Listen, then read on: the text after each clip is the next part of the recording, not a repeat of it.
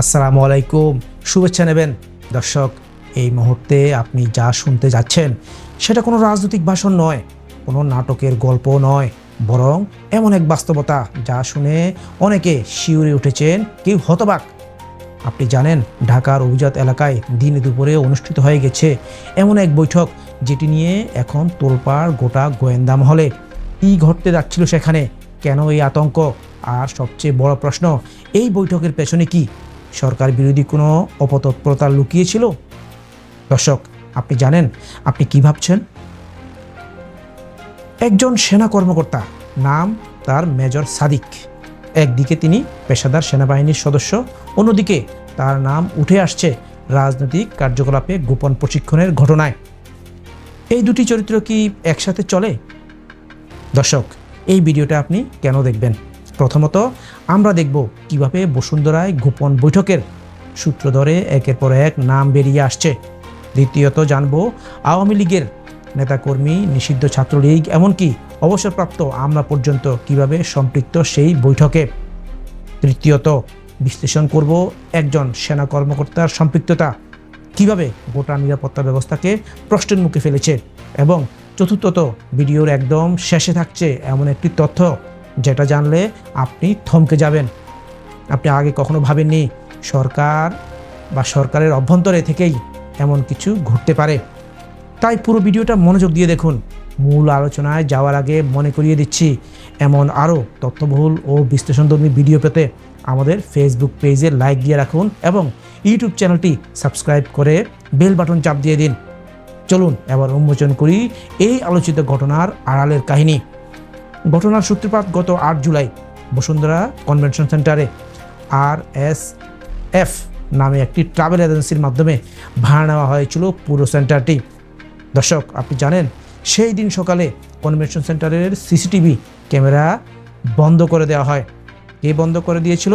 Manager মুজাহিদ, যার গ্রামের বাড়ি গোপালগঞ্জ। তাকে পরে গ্রেপ্তার করা হয়। চলুন দেখি এরপর কি হয়। সেই কনভেনশন সেন্টারে উপস্থিত ছিলেন প্রায় 300 থেকে 400 জন। তারা কেউ ছাত্রলীগের নেতা, কেউ আওয়ামী লীগের তৃণমূল কর্মী, কেউ আবার অবসরপ্রাপ্ত সরকারি কর্মকর্তা। সূত্র বলছে, সেদিন তারা একটি পরিকল্পনা করেছিল। পরিকল্পনাটি কি? যদি প্রবাসে অবস্থানরত সাবেক প্রধানমন্ত্রী শেখ হাসিনা কোনো নির্দেশ দেন, তাহলে ঢাকার শাহবাগে মোড় দখল করে পুরো পরিস্থিতি অস্থিতিশীল করে তোলার পরিকল্পনা। তাদের লক্ষ্য ছিল আতঙ্ক তৈরি করে দেশে ফেরত আনা তাকে। এটা কি শুধুই রাজনৈতিক আবেগ, নাকি এর পেছনে বড় ধরনের ষড়যন্ত্র আছে? চলুন এবার জানি এই পরিকল্পনায় কারা ছিলেন মূল চালিকা শক্তি। পুলিশ ও গোয়েন্দা সূত্র বলছে, এই বৈঠক এবং পরে উত্তরা ও কাটাবনে অনুষ্ঠিত বৈঠকগুলোতে গুরুত্বপূর্ণ ভূমিকায় ছিল যুবলীগ নেতা সোহেল রানা ও আওয়ামী লীগের নেত্রী শামীমা নাসরিন শম্পার। তাদের জেরা করতেই বেরিয়ে আসে এক চমকপ্রদ নাম, মেজর সাদিকুল হক সাদিক। দর্শক, আপনি ভাবতে পারছেন, একজন সেনা কর্মকর্তা নিজ হাতে প্রশিক্ষণ দিচ্ছেন রাজনৈতিক কর্মীদের। এই কথাটা শুধু আমাদের কাছে না, প্রমাণ পেয়েছে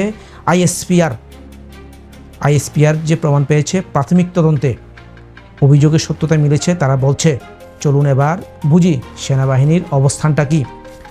আইএসপিআর এর পক্ষ থেকে জানানো হয়েছে, এই সেনা কর্মকর্তাকে 17 জুলাই তার নিজ বাসা রাজধানীর উত্তরা থেকে আটক করে হেফাজতে নেওয়া হয়েছে।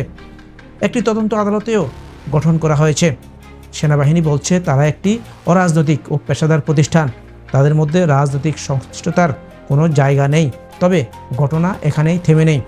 আইএসপিআর বলছে, এই সেনা কর্মকর্তার অনুপস্থিতির বিষয়ে আরেকটি পৃথক তদন্ত চলছে, কারণ এই ধরনের কর্মকাণ্ড শুধু শৃঙ্খলা ভঙ্গ নয়, বরং প্রাতিষ্ঠানিক বিশ্বাসঘাতকতা বলেই মনে করছে অনেকে।